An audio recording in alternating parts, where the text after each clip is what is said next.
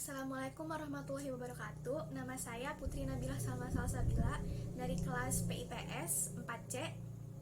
Nah, di sini saya akan melakukan review materi yang telah saya pelajari selama satu semester ini, yaitu semester 4, dengan mata kuliah belajar dan pembelajaran dengan dosen pengampu Bu Neng Sri Nuraini.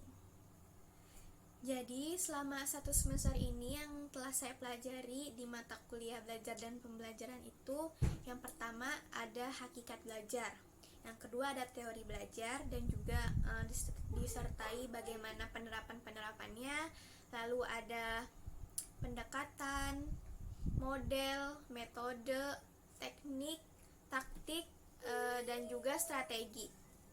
Lalu ada juga gaya belajar, komunikasi pembelajaran, masalah belajar, dan juga yang terakhir ada prinsip belajar.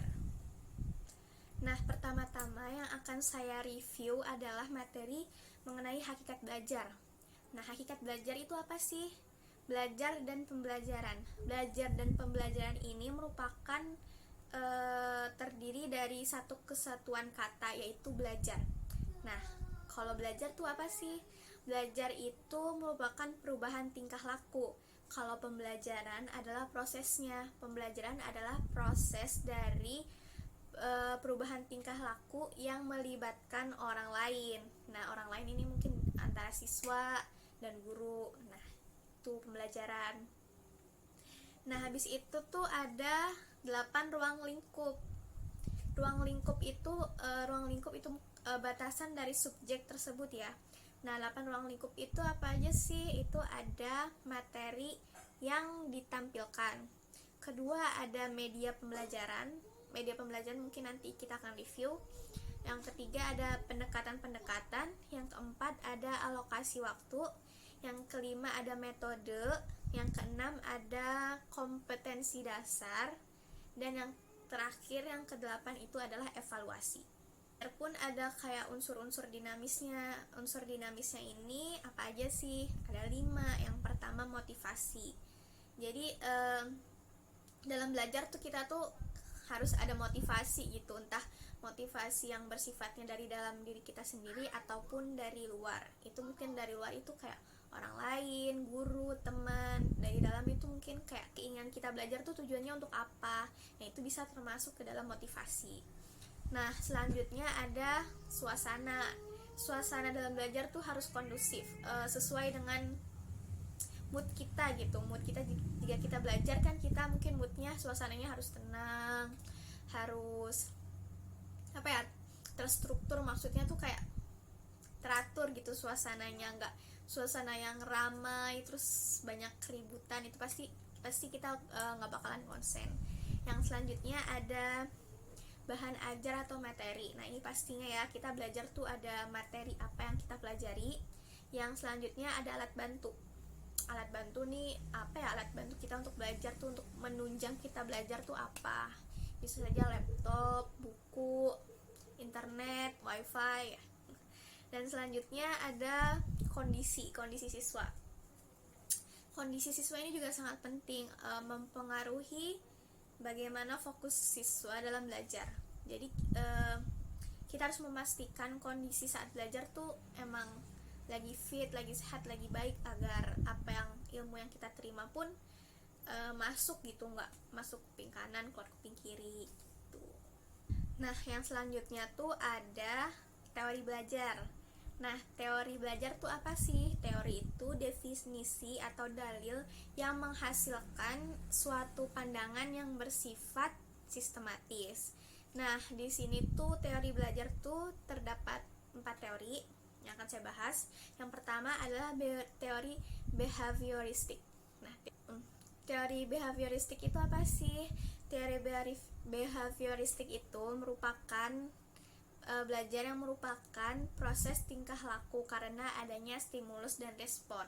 Nah, jadi di teori ini itu siswa cenderung bersifat pasif.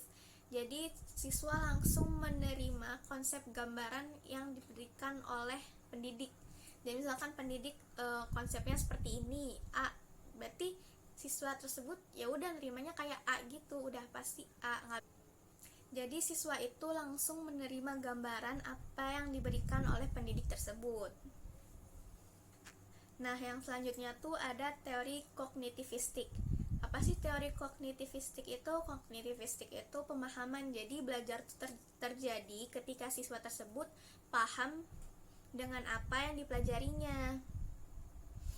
Dan maksudnya kayak paham tentang materi tersebut itu. Nah, jadi di teori ini itu lebih menekankan pada proses belajar. Dan di sini pun siswa bisa lebih kreatif karena dia bisa lebih mengeksplor apa yang sedang ia pelajari. Jadi dampaknya pun siswa bisa lebih mudah memahami tentang materi yang dipelajari tersebut. Nah, yang selanjutnya tuh ada teori humanistik.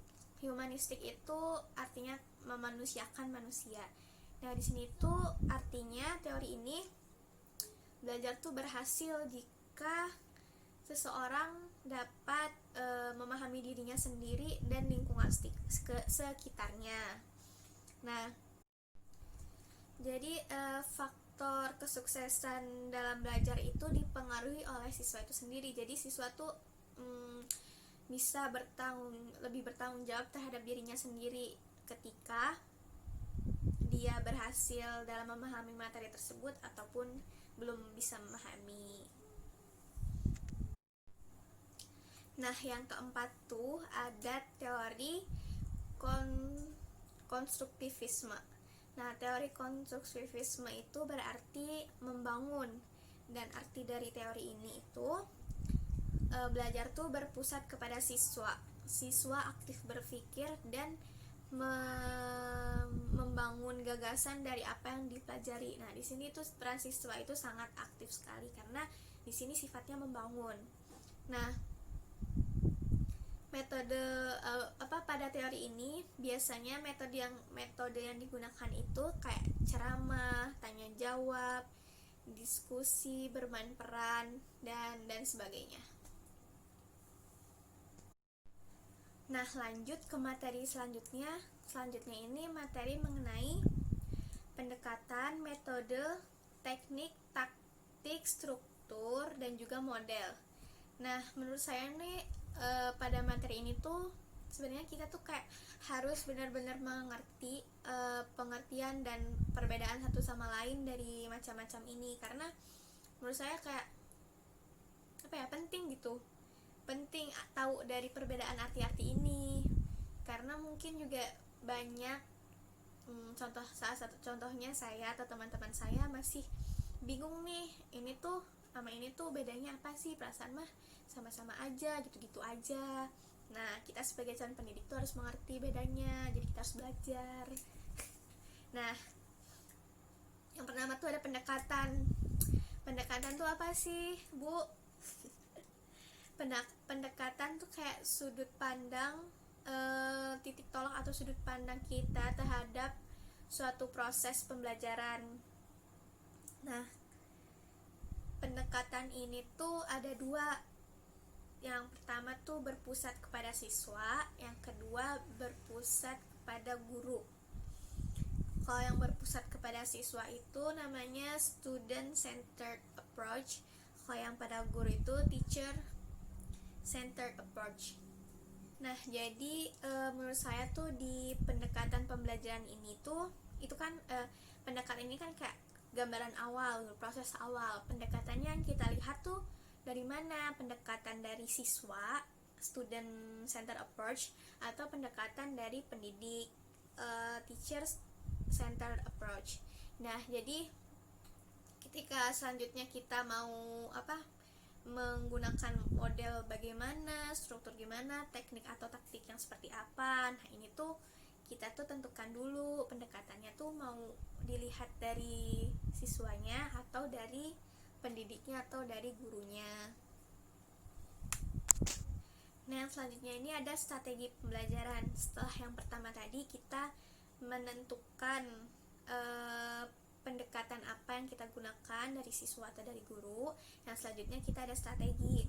Nah, strategi pembelajaran itu apa sih? Strategi pembelajaran itu suatu kegiatan pembelajaran yang harus dilaksanakan oleh guru maupun siswa agar tercapainya tujuan pembelajaran secara efisien dan juga secara efektif. Nah, dalam strategi ini mengandung makna perencanaan. Jadi, segala sesuatunya itu sudah direncanakan dan sudah terstruktur secara sistematis. Artinya bahwa strategi pada dasarnya masih bersifat konseptual tentang keputusan-keputusan yang akan diambil dalam suatu pelaksanaan pembelajaran. Nah, strategi pembelajaran ini bisa dikelompokkan menjadi dua bagian. Yang pertama itu exposition discovery learning, dan yang kedua adalah group individual learning. Dan ditinjau dari cara penyajiannya dan cara pengolahannya, strategi pembelajaran dapat dibedakan menjadi strategi pembelajaran induktif dan juga strategi pembelajaran deduktif. Nah, strategi pembelajaran induktif dan deduktif ini apa sih sebenarnya? Jadi strategi deduktif dan induktif ini yang seperti saya baca di sini, pengertiannya itu adalah kalau deduktif itu merupakan strategi belajar dengan materi atau bahan pelajaran diolah mulai dari umum, generalisasi atau rumusan ke yang bersifat khusus atau bagian-bagian. Nah, bagian itu dapat berupa sifat, atribut, atau ciri-ciri. Strategi deduktif dapat digunakan dalam mengerjakan konsep, baik konsep konkret maupun konsep terdefinisi. Sedangkan strategi pembelajaran induktif itu kebalikannya. Induktif itu digunakan untuk materi atau bahan pelajaran diolah mulai dari yang khusus ke yang umum, terus generalisasi atau rumusan. Strategi induktif dapat digunakan dalam mengerjakan konsep baik konsep konkret. Lalu selanjutnya itu ada metode pembelajaran. Nah, metode pembelajaran ini apa sih? Metode pembelajaran itu dapat diartikan cara yang digunakan untuk mengimplementasikan atau mengaktualisasikan rencana yang sudah disusun, seperti awal tadi yang sudah disusun dalam bentuk kegiatan nyata dan praktis untuk mencapai tujuan pembelajaran. Nah, terdapat beberapa metode pembelajaran. Nah, metode pembelajaran ini tuh seperti tadi, ceramah, demonstrasi, diskusi, simulasi, laboratorium, pengalaman lapangan, brainstorming, debat, terus ada simposium dan juga masih banyak yang lainnya. Setelah tadi kita sebutkan ada pendekatan, strategi, terus metode. Berarti yang selanjutnya tuh ada teknik. Nah, teknik ini apa sih? Teknik itu cara yang dilakukan seseorang untuk mengimplementasikan suatu metode secara spesifik sesuai dengan situasi dan kondisi tertentu. Nah, misalkan di sebelumnya tadi kita menggunakan metode diskusi. Nah, di metode diskusi ini kita menuju ke tekniknya gimana. Nah, jadi misalkan di sebuah kelas ini keadaan siswanya tuh jadi kan di setiap kelas kan keadaan siswa kan pasti berbeda-beda ya. Mungkin ada siswa yang mungkin ada kelas yang siswanya tuh lebih berisik daripada kelas yang sebelahnya. Nah, ini pasti kita perlu teknik yang berbeda kan, meskipun memakai metode diskusi. Nah, itu namanya teknik. Jadi disesuaikan dengan situasi dan kondisi tertentu saat di lapangan. Nah, yang selanjutnya ada taktik. Taktik ini bersifat individual, maksudnya tergantung seseorang tersebut. Jadi taktik ini merupakan gaya seseorang dalam melaksanakan metode atau teknik. Jadi taktik ini merupakan gaya seseorang dalam melaksanakan metode atau teknik pembelajaran tertentu dan bersifat individual. Nah, bisa dikatakan sebuah ilmu sekaligus seni. Nah, dalam pembelajaran akan terlihat keunikan dan kekhasan masing-masing guru. Di sini maksudnya kita tuh teknik kita seperti apa ya, maksudnya kayak pembawaan kita tuh mungkin ada beberapa guru yang tegas, disiplin, ada juga biasanya beberapa guru yang pembawaannya tuh friendly atau humoris. Nah, itu kan tergantung dari individual orang itu sendiri kan, tidak semuanya sama rata. Nah, itu yang dimaksud dari taktik tersebut. Dan tadi kan bisa dikatakan seni juga. Nah, seni ini maksudnya kayak gimana pintar-pintarnya guru tuh menyesuaikan situasi dan kondisi gitu. Mungkin ada waktunya kita untuk tegas, ada waktunya kita untuk friendly, humoris. Nah, itu yang dimaksud seni. Selanjutnya ada model pembelajaran. Model pembelajaran ini merupakan bentuk pembelajaran yang tergambar dari awal. Dari awal tadi kita pendekatan dari awal sampai akhir yang disajikan secara khas oleh guru. Jadi model ini seperti bungkus luarnya dari apa yang udah kita susun dari yang pertama tadi. Pembelajaran itu bisa dikatakan sebagai bingkai dari penerapan suatu pendekatan, metode, teknik pembelajaran seperti yang sebelumnya udah kita susun. Nah, model pembelajaran ini tuh ada 4. Ya, ada 4. Yang pertama, model interaksi sosial. Yang kedua, ada model pengolahan informasi. Yang ketiga, ada model personal humanistik. Dan yang keempat, ada model modifikasi tingkah laku. Jadi dari model pembelajaran ini tuh terdapat 4 macam model menurut Bruce Joyce dan Marcia Well.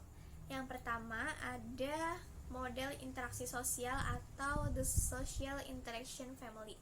Dari namanya saja udah interaksi sosial. Nah, pasti di sini tuh model pembelajaran yang mementingkan interaksi antara sesama. Nah, ini tuh untuk membangun hubungan kerjasama interaktif dan juga produktif di antara peserta didik. Yang kedua ada model pengolahan informasi atau the information processing family.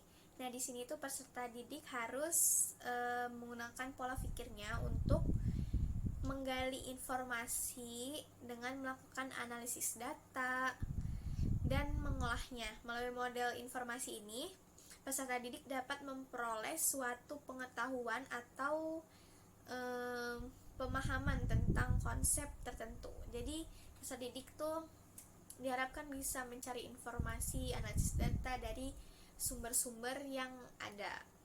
Nah, yang ketiga tuh ada model personal atau the personal family. Nah, model ini tuh diawali dengan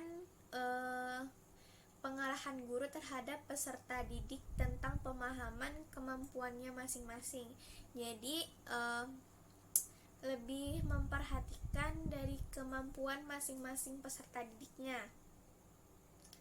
Misalnya permasalahan tentang tantangan atau keinginan yang dicapai dari peserta didik tersebut. Dan yang keempat ini ada model modifikasi tingkah laku atau yang bisa disebut the behavioral system family.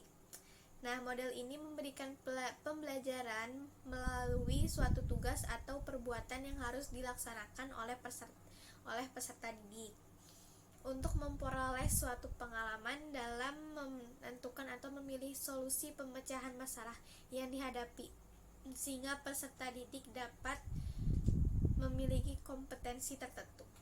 Nah, yang bab selanjutnya ini ada gaya belajar. Gaya belajar merupakan gaya yang dimiliki setiap individu siswa dalam menerima, mengolah, atau menyerap informasi yang diterima. Nah, gaya belajar ini merupakan salah satu kunci keberhasilan siswa dalam belajar. Karena dalam belajar tuh seorang siswa tuh harus menyesuaikan dengan kecondongan gaya belajar seperti apa yang gimana ya, yang mudah dimengerti untuk siswanya. Jadi di gaya belajar ini tuh ada 3 gaya belajar. Yang pertama ada visual, di mana visual itu mengenai penglihatan, dan juga ada auditori, lebih kepada indera pendengaran, dan juga yang ketiga tuh ada kinestetik maksud saya. Jadi dari ketiga gaya belajar itu kan masih berbeda-beda ya, misalkan dari auditori dan juga dari visual dan juga dari auditori. Yang satunya dari penglihatan, yang satunya dari pendengaran, pasti kayak berbeda sekali ya gaya belajarnya. Jadi kita tuh harus membantu siswa dalam menggali atau mengetahui seorang siswa tuh cenderung gaya belajar yang seperti apa, agar saat belajar tuh dia mengerti gaya belajarnya dan dia bisa menyesuaikan diri, sehingga dia bisa lebih mudah dalam mengolah informasi. Nah, agar istilahnya tuh agar penyerapan informasinya tuh lebih maksimal jika sesuai dengan gaya belajar siswa itu sendiri.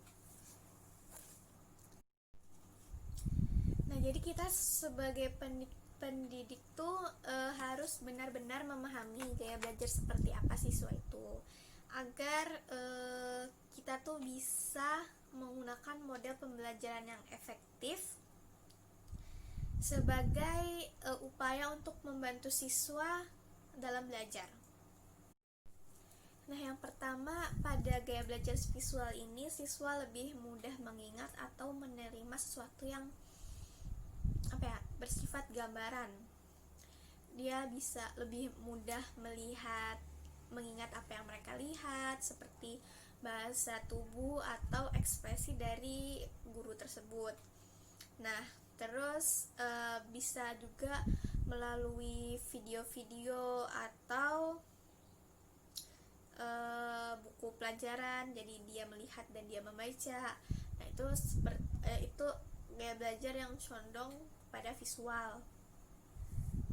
Pada gaya belajar visual ini tuh siswa juga cenderung bicaranya tuh agak cepat, dan juga mereka tidak mudah terganggu dengan suara-suara keributan karena dia fokus dengan apa yang dia lihat. Kecuali kalau misalkan auditori, nah pasti bakal terganggu kalau misalkan kayak ada suara-suara keributan.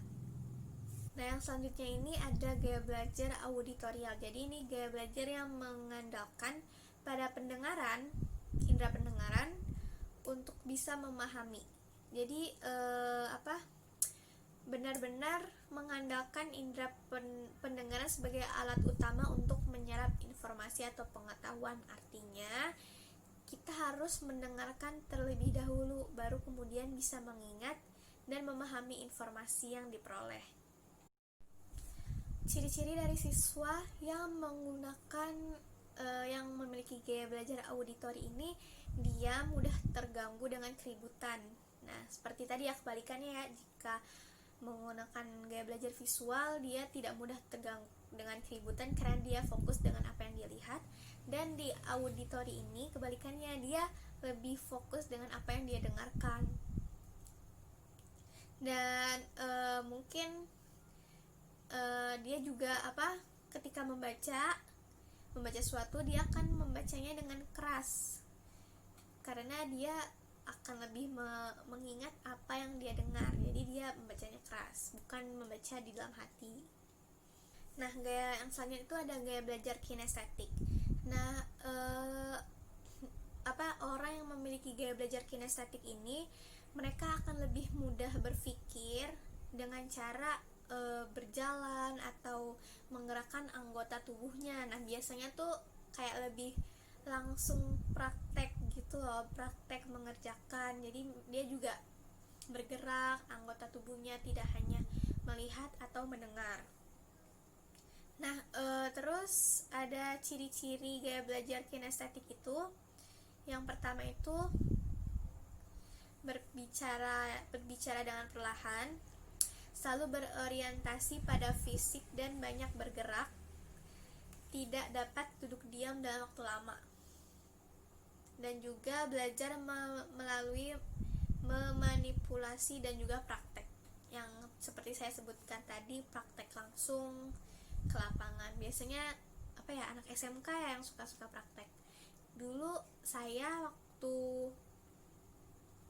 SMA pernah yang ada mungkin tes IQ, itu juga kan kayak ada kuesioner gitu yang nanti hasilnya menunjukkan tuh gaya belajar kita seperti apa, auditori atau tadi satunya kinestetik atau visual. Nah, biasanya kinestetik itu lebih disarankan untuk ke jenjang SMK.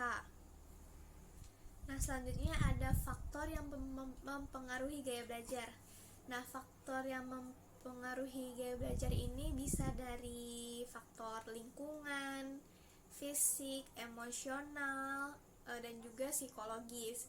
Ada beberapa siswa yang lebih nyaman belajar jika dia sendiri, atau maksudnya belajar sendiri di kamar, suasananya sepi. Ada juga siswa yang belajarnya membutuhkan figur otoriter seperti orang tua, guru, kakak kelas, atau lain-lain. Ada juga mungkin yang lebih nyaman jika berkelompok bersama teman-temannya, seperti kayak teman sebaya gitu, belajar bareng-bareng. Ada yang seperti itu. Ada juga yang lebih nyaman belajar dengan langsung mempraktekkan hal tersebut. Jadi dengan dipraktekkan, siswa tersebut lebih bisa memahami dan cepat mengerti apa yang sedang dipelajarinya. Jadi setiap siswa tuh mempunyai gaya belajar sendiri-sendiri. Jadi tantangan kita sebagai calon pendidik atau sebagai guru itu untuk mengetahui, untuk pintar-pintarlah mengetahui bagaimana gaya belajar siswa tersebut. Jangan kita langsung menjustifikasi atau kita ngejudge, oh nih si A nih udah diterangin, udah dijelasin susah-susah tapi tetap aja nggak ngerti. Itu mungkin dari proses penyampaian kita yang tidak sesuai dengan gaya belajar si siswa itu. Dan itu menurut saya termasuk tantangan sih sebagai guru. Jadi ketika kita sudah mengetahui gaya belajar dari siswa tersebut, lalu kita bisa menentukan cara seperti apa yang harus kita sampaikan kepada siswa tersebut. Dan di bab selanjutnya, materi selanjutnya ini ada komunikasi pembelajaran. Nah, komunikasi pembelajaran itu apa sih? Komunikasi pembelajaran adalah proses penyampaian gagasan dari seseorang kepada orang lain supaya mencapai keberhasilan dalam mengirim pesan kepada yang dituju secara efektif dan juga efisien. Nah, dari fungsi komunikasi ini tuh ada 4 macam. Yang pertama ada fungsi komunikasi sosial, yang kedua ada fungsi komunikasi ekspresif, yang ketiga ada fungsi komunikasi ritual, dan yang keempat ada fungsi komunikasi instrumen. Dan fungsi dari komunikasi sosial ini apa aja? Fungsinya tuh ada membangun konsep diri, untuk kelangsungan hidup, karena sesama makhluk sosial kita pastinya harus saling berkomunikasi. Nggak mungkin kita diam-diaman aja tuh, karena ya memang sama makhluk sosial pasti harus ada interaksi dan juga komunikasi. Dan juga itu untuk eksistensi dan aktualisasi diri kita. Yang selanjutnya tuh ada fungsi komunikasi ekspresif.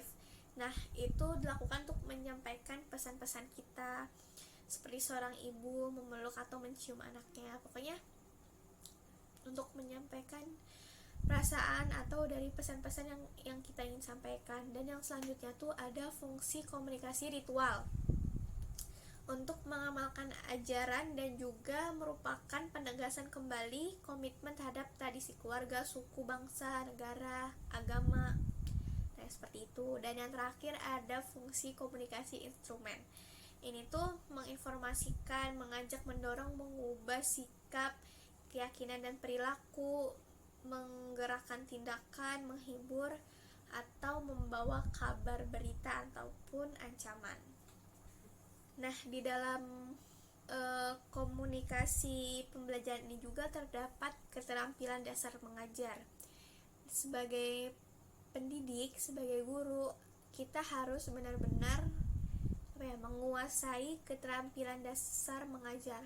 Kenapa harus menguasai? Karena namanya saja keterampilan dasar. Jadi dasar-dasarnya kita harus tahu dong, agar saat dalam menyampaikan proses pembelajaran semuanya pun lancar, dibantu dengan keterampilan dasar mengajar kita.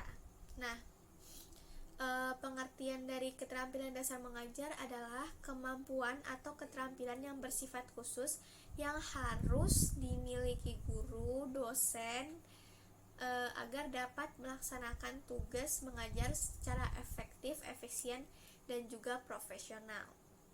Nah, jadi dalam keterampilan dasar mengajar ini ada 8. Yang pertama itu keterampilan menjelaskan.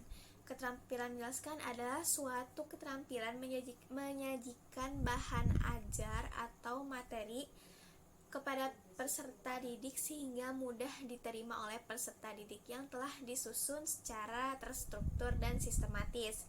Dan yang kedua itu ada pengertian keterampilan bertanya. Nah, tanya jawab dalam proses pembelajaran dalam kelas itu merupakan sesuatu hal yang penting, karena dalam tanya jawab ini bisa menjadi indikasi kita atau indikator bahwa murid ini sudah mengerti atau belum, atau cuman diem-diem doang, nggak nanya, nggak apa, padahal juga nggak paham. Nah, keterampilan ini tuh dapat dijadikan sebagai stimulus untuk memunculkan atau menumbuhkan jawaban atau respon dari peserta didik.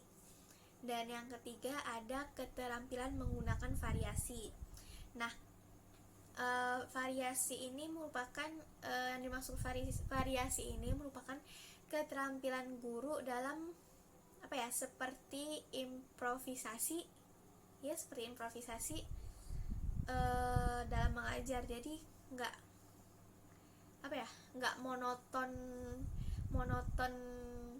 dalam kotak gitu doang, enggak. Jadi kayak memunculkan sesuatu yang menarik untuk peserta didik itu sangat diperlukan agar peserta didik juga tertarik, semangat, gak ngantuk, ya seperti itu. Jadi siswa tuh bisa merasa bergairah dan antusias gitu dalam melaksanakan proses pembelajaran. Nah, yang selanjutnya ada yang keempat tuh keterampilan memberikan penguatan. Nah, memberi penguatan atau reinforcement merupakan tindakan atau respon terhadap suatu bentuk perilaku yang dapat mendorong munculnya peningkatan kualitas tingkah laku tersebut di saat yang lain. Yang kelima ada keterampilan membuka dan menutup pelajaran. Nah, seperti biasa, pasti saat pertama masuk kelas nih, kita harus tadi keterampilan membuka itu seperti apa saat membuka, mengucapkan salam, menyampaikan tujuan pembelajaran. Jadi menurut saya keterampilan dalam membuka ini sangat penting, karena saat kita membuka itu kayak first impression siswa terhadap gurunya gitu. Kalau dalam membukanya guru kayak membosankan, terus mungkin nggak jelas, nggak terstruktur, pasti siswa juga bakalan bingung, terus kayak mikir ini gimana sih gitu kan. Nah, dalam menutup juga dalam akhir pembelajaran itu seperti apa. Dan selanjutnya itu keterampilan dalam mengajar kelompok kecil atau perorangan. Jadi saat guru mengajar ada kelompok kecil dan juga kelompok kecil dan ada perorangan. Itu pasti cara mengajarnya tuh berbeda. Jadi mungkin kalau perorangan tuh lebih gimana ya, bisa lebih fokus satu gitu kan, satu siswanya kita bisa lebih fokus. Tapi kalau misalkan di kelas itu kan kayak kelompok ya, kelompok kecil atau pastinya lebih dari satu, itu kan pasti kita harus gimana ya, lebih memerlukan usaha ekstra gitu dalam belajar dan melakukan proses pembelajaran. Nah itu gimana ya, ya intinya kita harus bisa menguasai lah, sehingga guru tuh bisa menentukan apa ya, langkah-langkah atau tujuan, bahan ajar, dan prosedur yang digunakan dalam pembelajaran. Dan yang ketujuh ada keterampilan mengelola kelas. Nah ini juga penting banget sih. Keterampilan mengelola kelas merupakan kemampuan guru dalam mewujudkan dan mempertahankan suasana mengajar yang optimal.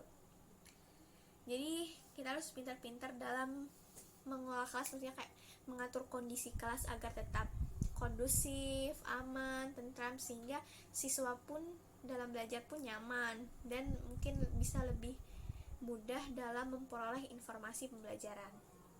Nah yang terakhir, yang ke-8 ini ada keterampilan membimbing diskusi kelompok kecil. Ini suatu proses belajar yang dilakukan dalam kerjasama kelompok bertujuan untuk memecahkan suatu permasalahan, mengkaji konsep, prinsip, atau kelompok tertentu. Nah, materi selanjutnya ada masalah belajar. Masalah belajar merupakan suatu kondisi yang dialami oleh murid dan menghambat kelancaran proses yang dilakukan individu untuk menerima pembelajaran atau menerima informasi. Dan ya, masalah belajar ini menurut saya sangat penting untuk diketahui dan diketahui dan diatasi agar peserta didik itu bisa menerima proses pembelajaran secara maksimal. Nah, dalam masalah belajar ini dibagi menjadi dua, yaitu masalah internal dan juga masalah eksternal. Nah, di masalah internal belajar ini tuh kan masalah yang berasal dari dalam diri kita sendiri. Nah, yang di masalah internal ini yang pertama tuh ada dari rasa percaya diri. Nah, jika seseorang merasa percaya dirinya sangat kuat, pasti seorang itu akan lebih semangat dalam melakukan proses belajar. Nah, yang kedua ada mengolah bahan belajar. Mungkin ada beberapa orang yang sedikit kesulitan dalam mengolah proses belajar. Kemampuan siswa mengolah bahan belajar akan menjadi baik jika siswa berpeluang aktif dalam belajar. Jadi ketika siswa itu aktif dalam belajar, tidak hanya pasif mendengarkan atau melihat, pasti mungkin akan lebih mudah dalam mengolah bahan belajar. Yang selanjutnya ada konsentrasi belajar. Nah, konsentrasi belajar ini mungkin juga berhubungan dengan faktor lingkungan sekitar ya. Mungkin ketika faktor lingkungan sekitar mendukung, pasti konsentrasi pun akan semakin kuat, dan sebaliknya jika faktor lingkungannya tidak mendukung, mungkin konsentrasinya juga akan berkurang. Nah, ada motivasi belajar. Nah, seseorang pasti memiliki motivasi untuk belajar, entah motivasi untuk misalkan untuk ranking 1, untuk membahagiakan orang tua, atau motivasinya agar tidak remedial, agar naik kelas. Nah, itu macam-macam motivasi ya, dan setiap individu pasti memiliki motivasi tersendiri. Dan juga ada sikap terhadap belajar, kemampuan memberikan penilaian tentang sesuatu yang membawa diri sesuai dengan penilaian, adanya penilaian tersebut. Nah, ada dari masalah eksternal atau dari faktor eksternal, faktor luar. Yang pertama mungkin ada dari guru sebagai pembina siswa belajar. Mungkin jika biasanya seorang murid cocok nih sama gurunya, maksudnya sesuai lah sama keinginannya, gurunya tuh asik dalam mengajar, dalam melakukan proses pembelajaran tuh mudah dimengerti siswa, tidak bertele-tele atau yang seperti itu, yang misalnya yang sesuai dengan siswa tersebut, pasti siswa tersebut akan lebih mudah menerima proses pembelajaran. Jika sebaliknya jika tidak cocok, mungkin juga akan lebih sulit ya. Dan juga prasarana dan sarana pelajaran. Sarana dan prasarana ini tuh kayak misalkan kita punya laptop nih yang menunjang untuk proses pembelajaran, ataupun buku atau koneksi internet. Nah, itu termaksud prasarana dan juga sarana. Yang selanjutnya ada lingkungan sosial siswa di sekolah. Jadi ini termasuk kayak suasana sekolah, teman-teman dia di sekolah seperti apa, itu pasti akan berpengaruh terhadap pembelajaran. Dan selanjutnya ada kurikulum sekolah. Biasanya pasti sangat berpengaruh sih. Kurikulum itu berkaitan dengan sistem belajar dan materinya seperti apa. Nah, itu pasti juga sangat berpengaruh. Nah, sebagai pendidik juga kita harus memiliki kemampuan untuk mendiagnosa masalah belajar yang dimiliki oleh murid kita.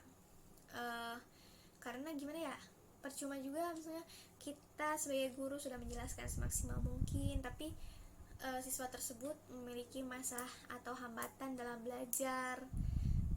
Jadi biar bisa maksimal, kita harus bisa mendiagnosa dan mengatasi masalah belajar yang dihadapi oleh siswa. Jadi kita harus bisa mencari jalan keluarnya untuk mengatasi masalah ini. Nah, selanjutnya materi yang terakhir ini ada prinsip belajar. Nah, prinsip belajar adalah landasan berpikir, landasan berpijak, dan sumber motivasi agar proses belajar mengajar dapat berjalan dengan baik antara pendidik dan juga peserta didik. Nah, prinsip ini dijadikan sebagai dasar dan upaya dalam pembelajaran baik bagi siswa maupun bagi guru dalam upaya mencapai hasil yang diinginkan. Nah, dalam pembelajaran ini terdapat 10 prinsip. Yang pertama ada kesiapan, motivasi, persepsi, keaktifan, tujuan dan keterlibatan langsung, perbedaan individual. Yang keenam ada transfer atau tantangan. Yang ketujuh ada belajar kognitif, lalu ada belajar afektif, ada psikomotorik, dan yang terakhir ada pengulangan, balikan, serta evaluasi. Nah, jadi kesimpulan dari materi yang sudah saya review tadi, dari yang paling awal sampai yang paling akhir itu adalah kita sebagai pendidik, calon tenaga pendidik harus bisa menguasai dan memahami apa itu unsur-unsur dari belajar dan pembelajaran yang tadi, kayak termasuk pendekatannya seperti apa, pendekatan apa, terus model, metode, struktur, teknik, taktik, dan sebagainya yang seperti saya jelaskan tadi, agar terciptanya proses pembelajaran yang terstruktur, efisien, dan juga kondusif gitu. Dan juga agar kita sebagai pendidik lancar dalam menyampaikan pembelajaran, menyampaikan materi, dan siswa pun bisa diajak kerjasama untuk untuk mau belajar, memperhatikan, dan juga siswa mungkin bisa lebih mudah menerima materi yang kita dapatkan. Nah, cukup sekian materi yang saya review dari mata kuliah belajar dan pembelajaran semester 4 ini. Apabila ada kurang lebih dan salahnya, mohon maaf. Sekian, terima kasih. Wassalamualaikum warahmatullahi wabarakatuh.